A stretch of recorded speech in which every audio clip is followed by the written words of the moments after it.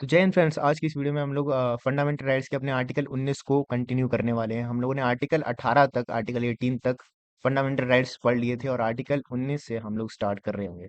तो बिना किसी देरी के शुरू करते हैं। आर्टिकल 19 जो है वो हमें कुछ फ्रीडम्स देता है।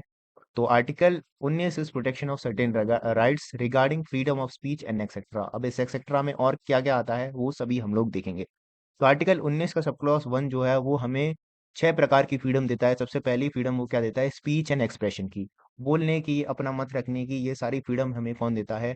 आर्टिकल 19 का सब क्लॉज ए। सब क्लॉज बी जो है वो हमें असेंबल होने की फ्रीडम देता है, पीसफुली एंड विदाउट आर्म्स। ठीक है, तो बिना किसी हथियारों के हम लोग पीसफुल तरीके से कहीं पे भी असेंबल हो सकते हैं। और सब क्लॉज सी जो है वो हमें एसोसिएशन बनाने की, यूनियन बनाने की और कोऑपरेटिव सोसाइटीज बनाने की फ्रीडम हमें देता है। तो ये सारी चीज़ें हैं। और सब क्लॉज़ डी जो है वो हमें move freely through out the territory of India. Bharat में हम लोग कहीं भी जा सकते हैं, इसकी फ्रीडम हमें सब क्लॉज़ डी देता है आर्टिकल 19 का। ठीक है, and to reside and settle in any part of the territory of India.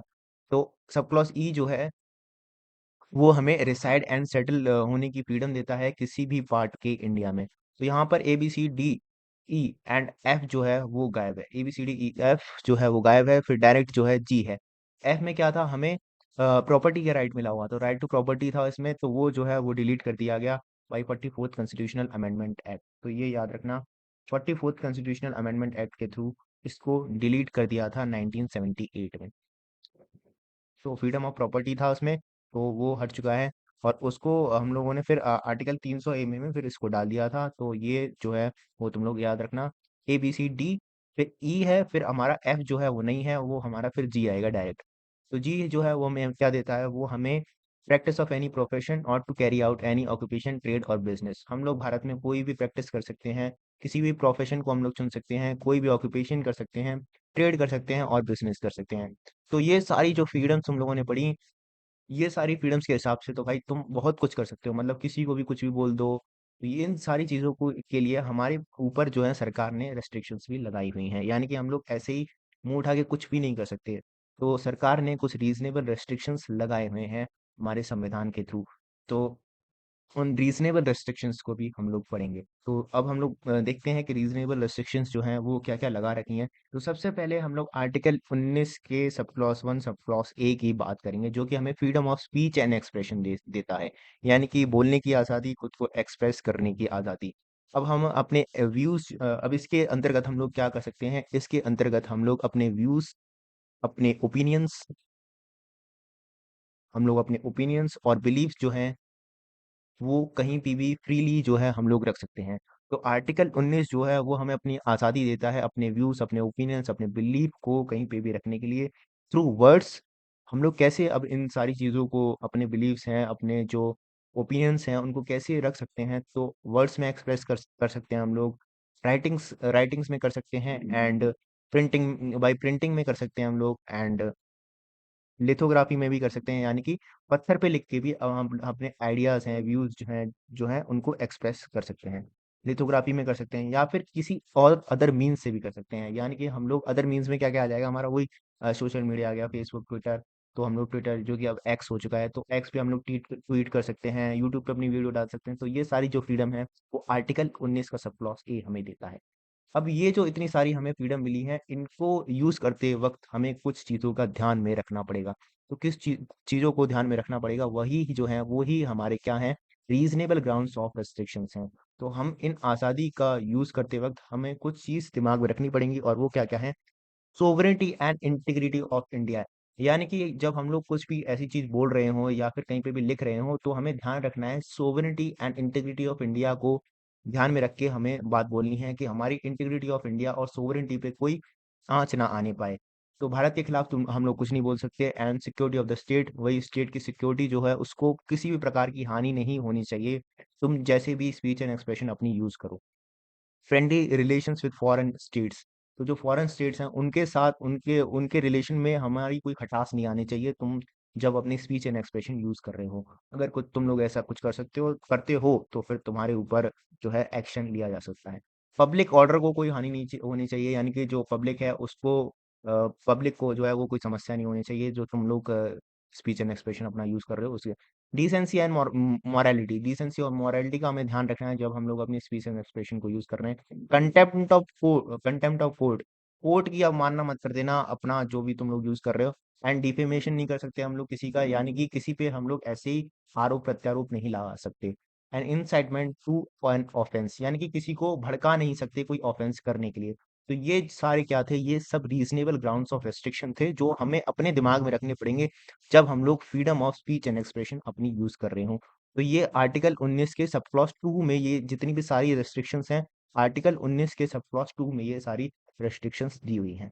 तो एक बार फिर से हम लोग लगातार इसको पढ़ लेते हैं। एक तो sovereignty and integrity of India, दूसरी सिक्योरिटी ऑफ स्टेट, तीसरा friendly relations with foreign states, public order, decency और morality, contempt of court, defamation, incitement to an offence. यानी कि इन्हीं जो ग्राउंड्स पे तुम्हारी आज़ादी, बोलने की जो आज़ादी है उसको रोका जा सकता है, और किसी ग्राउंड के पे तुम लोग कुछ नहीं मतलब और किसी ग्राउंड पे तुम लोग कुछ भी कर सकते हो। तो ये सारी जो थी वो रीजनेबल रेस्ट्रिक्शंस थी। इसके अलावा अगर तुम बोलते हो या फिर कुछ भी करते हो, दैट इज अलाउड। लेकिन ध्यान में रखे, इन सारी चीज़ों का हमें ध्यान रखना है जब हम लोग अपनी freedom of speech and expression use कर रहे हैं। तो ये सारे थे reasonable grounds of restrictions while enjoying our freedom of speech and expression. तो एक और चीज, जब हम लोग ये freedom of speech and expression पढ़ रहे हैं, तो क्या फ्रीडम ऑफ प्रेस भी मेंशन है इसमें? तो फ्रीडम ऑफ प्रेस जो है वो इम्प्लाइड फॉर्म में मेंशन है हमारे संविधान में। यानी कि डायरेक्टली उसको लिखा नहीं गया है कि फ्रीडम ऑफ प्रेस जो है वो फ्री है अपनी व्यूज वगैरह देने के लिए, या फिर जो उसको छापना है वो छाप सकती है। तो इसको डायरेक्टली उसको मेंशन नहीं किया गया है, लेकिन अपने जो हम लोग व्यूज दे रहे हैं, ओपिनियंस दे रहे हैं, बिलीफ दे रहे हैं through words, writing and printing, तो ये सब क्या है, इसी में जो है वो फ्रीडम ऑफ प्रेस जो है वो इसी में छुपी हुई है। तो फ्रीडम ऑफ प्रेस जो है वो हमारे कॉन्स्टिट्यूशन में इम्प्लाइड फॉर्म में, ठीक है, एक्सप्रेसली मेंशन नहीं है in the constitution, but it is in implied form. तो ये याद रखना, फ्रीडम ऑफ प्रेस जो है वो हमारे कॉन्स्टिट्यूशन में इम्प्लाइड फॉर्म में है। और इसको सुप्रीम कोर्ट भी क्लैरिफाई कर चुका है in the Romesh Thapar case. तो रोमेश थापर केस में क्या हुआ था, वो तुम लोग अगर इतना ध्यान से अगर और डिटेल में पढ़ना चाहो तो इसको पॉज करके पढ़ सकते हो। लेकिन मोटा मोटी यही है कि रोमेश थापर केस में फ्रीडम ऑफ प्रेस को कंफर्म किया था constitution of sorry supreme court ने। तो सुप्रीम कोर्ट ने ये कहा था कि आर्टिकल 19 में जो है फ्रीडम ऑफ प्रेस भी है वो इम्प्लाइड फॉर्म में मेंशन है। तो it is a landmark case, भाई याद रखना है, इस केस को याद रख लेना। फ्रीडम ऑफ प्रेस जो है उसके लिए इंपॉर्टेंट है रोमेश थापा केस। और फिर और भी केस हुए थे, सकल papers versus union of India 1961 में हुआ था। ये जो रोमेश थापर केस जो है वो 1950 में हुआ था, याद रखना। एंड फिर सकल papers versus union of India 1961 में हुआ था। अ, और Bennett Coleman versus union of India ये 1972 में हुआ था, इंदिरा गांधी के टाइम में। बेनेट कोलमैन जो है वो कौन सी टाइम्स ऑफ इंडिया जो अखबार आता था उसको छापती थी। तो Bennett Coleman versus union of India ये जो है वो लैंडमार्क केसेस हैं जो कि फ्रीडम ऑफ प्रेस को कंफर्म करते हैं, और उसको उसके लिए इन्होंने स्थापित किया। तो ये याद रखना। And Indian express newspapers versus union of India 1984। सो ये कुछ इंपॉर्टेंट केसेस हैं रिगार्डिंग फ्रीडम ऑफ प्रेस। तो फ्रीडम ऑफ प्रेस जो है वो अपने कॉन्स्टिट्यूशन में इम्प्लाइड फॉर्म में है, एक्सप्रेसली मेंशन नहीं है। लेकिन हम लोग यूएसए के कॉन्स्टिट्यूशन की बात करें तो वहाँ पे एक्सप्रेसली लिखा हुआ है फ्रीडम ऑफ प्रेस, तो ठीक है। तो फ्रीडम ऑफ प्रेस जो है वो एक्सप्रेसली मेंशन है in the constitution of USA, but हमारे यहाँ पे इसको एक्सप्रेसली मेंशन नहीं किया गया है, ये इसको एम्प्लाइड फॉर्म में, मतलब तुम लोग समझ लेना, जो हम लोग प्रिंटिंग के थ्रू, वर्ड्स के थ्रू और राइटिंग्स के थ्रू अपनी जो स्पीच एंड एक्सप्रेशन, अपने ओपिनियंस जो दे रहे थे, व्यूज अपने जो प्रकट कर रहे थे, उसी में छुपा हुआ है फ्रीडम ऑफ प्रेस भी। तो ये तुम लोग याद रखना। और एक और जो महत्वपूर्ण इसमें एक और घटना हुई under this article, in under this particular freedom of speech and expression, वो थी section 66A of IT act. तो आईटी एक्ट का सेक्शन 66A जो है वो लाया गया था। तो उसमें क्या था, सेक्शन 66 में क्या प्रावधान थे कि अगर तुम लोग सोशल मीडिया का यूज कर रहे हो, यानी कि जो फेसबुक, ट्विटर और ये सारी जो चीजें हैं उसका तुम लोग यूज कर रहे हो, और वहां पे तुम लोगों ने कोई भी ऐसा मैसेज डाल दिया जो कि किसी को ऑफेंसिव लगा, या किसी को उससे इनकन्वीनियंस हुई, किसी को अनाउंस हुई, किसी को डेंजर लगा, किसी को obstruction, insult, injury, criminal, intimidation, enmity, hatred और इल विल, तो ये सारी चीजें अगर किसी को लगती हैं, अगर तुम्हारा जो मैसेज है वो किसी को बुरा लग जाता है अल्टीमेटली, तो फिर तुम्हारे खिलाफ जो है वो एक्शन लिया जाएगा और तुम लोग जेल वेल भी जा सकते हो। तो ये था section 66A of IT act. तो फिर इसके बाद क्या हुआ, तो इसी के कंटेक्स्ट में क्या हुआ, जब बाल ठाकरे जी की डेथ हुई थी, तो उनका जो आखिरी यात्रा चल रही थी, तो उसकी वजह से जो है वो जाम्स लग गए थे मुंबई वगैरह में। तो मुंबई वगैरह में सड़कों पे जाम लग गए थे, उस आखिरी अंतिम जो यात्रा होती है बाल ठाकरे जी की अंतिम यात्रा में जाम लग गए थे। तो फेसबुक पे दो लड़कियों ने इसके बारे में डाल दिया कि ये जो यात्रा जा रही है, या फिर इससे जो है वो हमें इनकन्वीनियंस हो रही है, और ये मतलब जो है तो इस पे अब उन्होंने अपने व्यूज रखे फेसबुक पे। तो अब इसी की वजह से फिर पुलिस ने उनको उठा लिया, और सेक्शन 66 ए के अंतर्गत उनको ये जो है बात जो है वो ऑफेंसिव लग जाती है, और इसके अंतर्गत फिर उनको जो है वो जेल में डाल दिया। तो उन्होंने बस इतना कहा था कि भाई इसकी वजह से यहाँ पे जाम लग रहे हैं, तो इसकी वजह से सिर्फ इसीलिए उनको उठा के अंदर डाल दिया गया। दो जो लड़की स्कूल की लड़कियां थी, तो उनको इनकन्वीनियंस हो रही थी, इस वजह से अ, उन्होंने ये डाला था, एंड फिर सेक्शन 66 ए का यूज करके उनको जेल में डाल दिया। तो दिस इज वेरी मतलब शॉकिंग घटना थी, और इस ये जो है वो फिर श्रेया सिंघल जी को वो ये जो घटना है वो काफ़ी अजीब लगती है। तो उन्होंने फिर केस कर दिया इस घटना के खिलाफ। श्रेया सिंघल ने सेक्शन 66 ए के खिलाफ केस कर दिया कि सेक्शन 66 ए जो है वो हमारी freedom of speech and expression जो है उसको रोक रहा है, उसको लेके जा रहा है। सेक्शन 66 ए बहुत ही ज़्यादा एम्बिगस है, क्योंकि भाई अ, यहाँ पे बहुत ही ज़्यादा एम्बिगस शब्द जो हैं वो दिए हुए हैं। इंसल्ट हो गया, जैसे कि इनकन्वीनियंस होगी, एनोयंस होगी। अब भाई किसी को कौन सी बात बुरी लग जाए सोशल मीडिया पे, तो इसका तो हम कुछ नहीं कह सकते। तो मान लो तुम कोई जोक भी कर रहे हो, वो किसी को हो सकता है बुरा लग जाए, तो इसकी वजह से फिर तुम्हें जेल में जाना पड़ेगा। तो ये जो है वो एक्ट जो था, मतलब ये जो सेक्शन और 66 ए ऑफ आईटी एक्ट जो था वो काफी ज्यादा एम्बिगस था।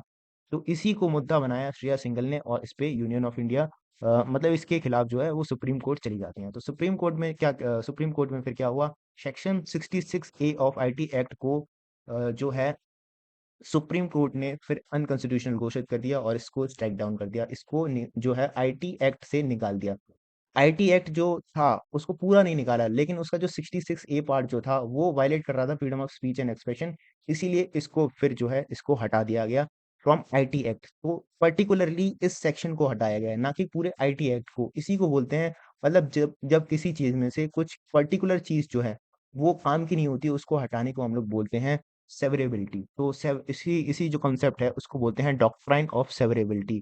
यानी कि जो काम की चीज नहीं है, जो कि बेकार है, जो कि खराब है, उसको हटा दें, पूरी चीज को ना हटा के। तो जैसे अगर मतलब हम लोग क्या करते हैं जनरली, जब हम लोग सब्जी वगैरह काटते हैं, सब्जी वगैरह बनाने के लिए काटते हैं, तो मान लीजिए यहाँ से जो है सब्जी जो है स्पॉइल्ड है, बाकी जो है वो पूरी सही है। तो हम लोग क्या करेंगे, यहाँ से इसको काटेंगे और इतने पार्ट को उठा के फेंक देंगे, और इसको जो है वो खा लेंगे। सो यही जो है वो सेम सेम कंसेप्ट है डॉक्ट्राइन ऑफ सेवरेबिलिटी, यानी कि जो काम का है उसको रखो, जो काम बेकार है उसको फेंको। सो यही कंसेप्ट का यूज हुआ डॉक्ट्राइन ऑफ सेवरेबिलिटी का in the Shreya single case. तो श्रेया सिंगल केस में ये section 66 A of information technology act को हटा दिया। ठीक है, तो अब तुम लोग इसको थोड़ा और डिटेल में पढ़ना चाहो तो पॉज करके पढ़ सकते हो, लेकिन मोटा मोटी मैंने ये पूरा जो वो केस था वो बता दिया। इसको फेसबुक ट्विटर केस के नाम से भी ये मशहूर हुआ था, फेसबुक ट्विटर केस, तो याद रखना। ठीक है, तो freedom of speech and expression को हम लोग डिटेल में कर रहे थे, एंड हम लोगों ने परमिशन ग्राउंड्स ऑफ रेस्ट्रिक्शन या फिर रीजनेबल रेस्ट्रिक्शन जो है वो सारी इसकी देखी। तो ये भी तुम लोगों को समझ में आ रहा हो। फिर हम लोग बात करने वाले हैं नेक्स्ट फ्रीडम की, जो कि है freedom of assemble peaceably and without arms. तो हम लोग कहीं पे भी असेंबल हो सकते हैं पीसीबली विदाउट आर्म्स। और असेंबल हम लोग क्यों क्यों क्यों होते हैं असेंबल, हम लोग कोई धरना देने के लिए, धरना यानी कि प्रोटेस्ट, प्रोटेस्ट देने के लिए, या फिर रैली करने के लिए। तो हम लोग कोई भी रैली कर सकते हैं, कहीं पे भी प्रोटेस्ट कर सकते हैं, और एक साथ इकट्ठा होकर चर्चा कर सकते हैं। या फिर कहीं पे भी हम लोग मार्च निकाल सकते हैं, तो हम लोग रैली कर सकते हैं, मार्च निकाल सकते हैं, प्रोटेस्ट कर सकते हैं, या फिर सिंपल इकट्ठा हो सकते हैं, कुछ चर्चा कर सकते हैं। तो ये सब जो है वो आर्टिकल 19 सब क्लॉज 1 के सब क्लॉज बी में जो है वो हमें मिला है। अब इसके अंतर्गत भी हमें कुछ बातों का ध्यान रखना है। एक तो sovereignty and integrity of India का ध्यान रहे, sovereignty and integrity of India का ध्यान में रखे कि तुम कोई भी ऐसा काम नहीं कर सकते जिससे इंडिया की सोवरेनिटी एंड इंटीग्रिटी पे कोई भी खतरा आए, या फिर पब्लिक ऑर्डर को जो है नुकसान हो, पब्लिक जो है वो परेशान हो जाए, ऐसा भी हम लोग काम नहीं कर सकते। तो जब तुम लोग धरना दे रहे हो, प्रोटेस्ट कर रहे हो, या फिर रैली निकाल रहे हो, या फिर मार्च कर रहे हो, तो इन सारी चीजों का ध्यान रहे। वरना अगर तुम लोग इन सब चीज़ों का ध्यान नहीं रखोगे, तो जो डीएम जो साहब जो हैं क्या लगा देंगे, डीएम साहब जो हैं वो धारा 144 लगा देंगे। तो सेक्शन 144 जो है वो डीएम यूज कर सकते हैं अगर उनको कुछ ऐसा लगता है कि सोवरेनिटी एंड इंटीग्रिटी को खतरा है या फिर पब्लिक ऑर्डर को इससे कुछ जो है वो हानि हो सकती है अगर तुम लोग कहीं पे इकट्ठा हो रहे हो। तो सेक्शन 144 जो है वो कौन लगा सकता है? डीएम। और जो तुम्हारी जो असेंबली ऑफ पीस जो है, पीसेबल तुम अगर असेंबल हो रहे हो तो वो फिर इसके बाद जो है वो फिर नहीं हो पाओगे। तो सेक्शन 144 ऑफ सीआरपीसी, तो सीआरपीसी जो है वो क्या होता है? क्रिमिनल प्रोसीजर कोड होता है। तो सीआरपीसी की सेक्शन 144 को डीएम एक्सरसाइज कर सकता है for stopping you to assemble. तो असेंबल होने की जो तुम्हारी आज़ादी है उसको रोक सकता है डीएम इस सेक्शन का यूज करके। और रीजनेबल ग्राउंड्स ऑफ रेस्ट्रिक्शन हम लोग देख ही चुके हैं। और एक और बात, इसमें हड़ताल करना जो है वो हमें फंडामेंटल राइट में नहीं आता है। तो हम लोग धरना दे सकते थे, याद रखना, हम लोग धरना दे सकते थे, प्रोटेस्ट कर सकते थे, रैली निकाल सकते थे, मार्च कर सकते थे, लेकिन हड़ताल, हड़ताल जो है वो क्या होता है? स्ट्राइक। स्ट्राइक करना जो है वो कवर्ड नहीं है इस आर्टिकल के अंदर। तो याद रखना, हम लोग धरना नहीं दे सकते। तो dharna is not covered under article 19 sub clause 1 sub clause B under right to assemble peacefully without arms. तो हम लोग धरना देने का हमें कोई फंडामेंटल राइट नहीं है हमारे पास। तो ये तुम लोग याद रखना। बाकी इसके अलावा कोई भी क्वेश्चन तुम्हारा ऐसा नहीं जा रहा होगा जो तुम लोगों ने नहीं देखा हो और यहाँ पर नहीं पढ़ा हो और जो एग्जाम में आ जाए। तो ये रोमेश थापर केस और section 66A of information technology act से या सिंगल केस, तो ये काफ़ी ज़्यादा हम लोग डिटेल में चल रहे हैं। और अ, तो ये हम लोग कर रहे हैं। एंड फिर हम लोग बढ़ेंगे अपने नेक्स्ट फ्रीडम पे, जो है राइट टू फॉर्म एसोसिएशन या फिर यूनियन या फिर कोऑपरेटिव सोसाइटी। तो हमें फ्रीडम मिली हुई है, हम लोग कोई भी एसोसिएशन बना सकते हैं, कोई भी यूनियन बना सकते हैं, कोई भी कोऑपरेटिव सोसाइटी बना सकते हैं।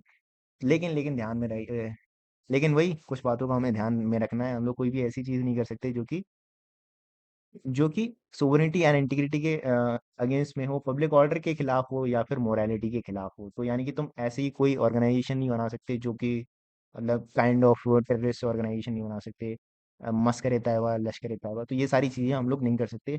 तो क्यों नहीं कर सकते? क्योंकि इससे सोवरेनिटी एंड इंटीग्रिटी को खतरा है, पब्लिक ऑर्डर को खतरा है, मोरालिटी को खतरा है। तो हम लोग कोई भी ऐसी ऑर्गेनाइजेशन नहीं बना सकते जो कोई अनलॉफुल एक्टिविटी कर रही हो, वरना फिर हमें फिर से अंदर डाल दिया जाएगा।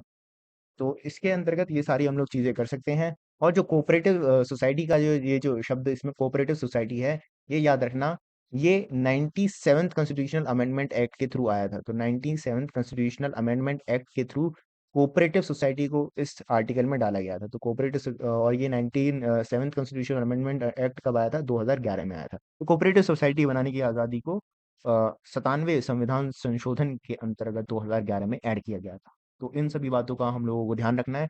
अगर हम लोग कुछ भी ऐसा उल्टा सीधा कोई ऑर्गेनाइजेशन बना दें, तो वही फिर हमारे खिलाफ बहुत सारे कानून बने हुए हैं। तो हम लोग नेक्स्ट फ्रीडम की बात करेंगे, वो जो कि है राइट टू मूव फ्रीली। ठीक है?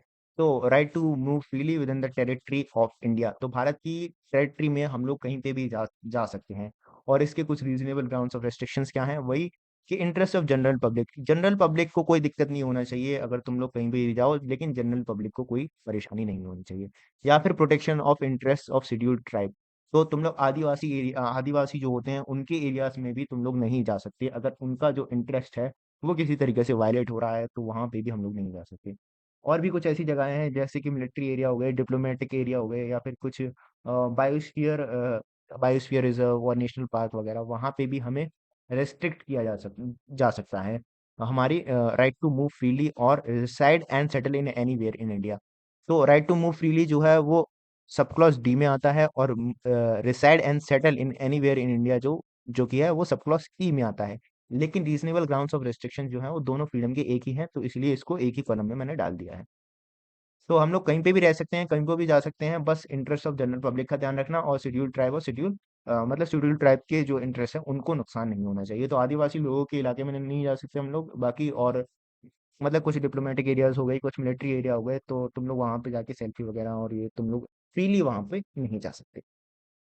तो ये सारी चीजें ध्यान रखना। एंड फिर नेक्स्ट जो है वो हम लोग अपनी लास्ट फ्रीडम पे बढ़ेंगे, जो कि है practice of right to practice of profession और carry on any occupation trade और बिजनेस। तो हम लोग कोई भी प्रोफेशन अपना सकते हैं और कैरी आउट एनी ऑक्यूपेशन हम लोग कर सकते हैं, या फिर ट्रेड एंड बिजनेस भी हम लोग अपने हिसाब से कुछ भी कर सकते हैं। लेकिन इंटरेस्ट ऑफ जनरल पब्लिक को कोई हानि नहीं होनी चाहिए, ये ध्यान रखना।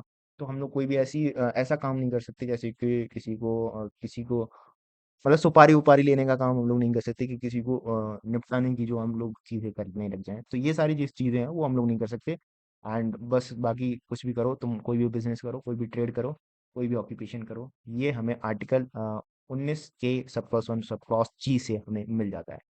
एफ का हम लोग पहले ही बात कर चुके हैं, एफ जो है वो गायब हो चुका था 44th कॉन्स्टिट्यूशन अमेंडमेंट एक्ट 1978 के थ्रू। तो ये सारी चीजें हम लोगों ने देखी, श्रेया सिंगल केस देखा। और अब हम लोग नेक्स्ट जो है वो नेक्स्ट वीडियो में आर्टिकल 20 से शुरुआत करेंगे। एंड आर्टिकल 20, 21, 22 हम लोग तीनों साथ में देख रहे होंगे नेक्स्ट वीडियो में। तो एक बार फिर से हम लोग पूरा रिकैप कर लेते हैं। तो सबसे पहले हम लोगों ने तो आर्टिकल 19 में हमें कुछ फ्रीडम्स मिली थी, जिसमें सबसे पहले हमें मिली थी स्पीच एंड एक्सप्रेशन की फ्रीडम। फिर हमें असेंबल होने की फ्रीडम मिली थी। फिर हमें एसोसिएशन बनाने की फ्रीडम मिली। एंड फिर move freely through out the country, through out the territory of India.